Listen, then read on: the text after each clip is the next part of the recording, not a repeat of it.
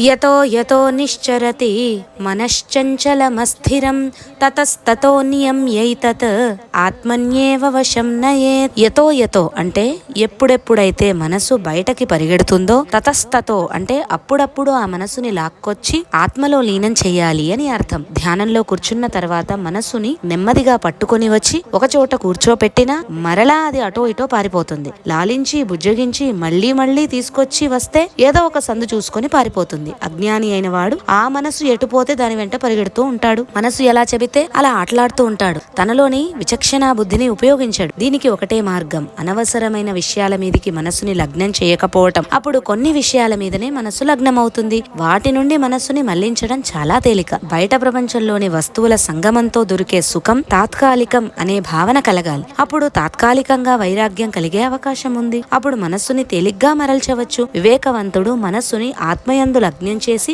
అమితమైన ఆనందాన్ని, శాంతిని పొందుతాడు.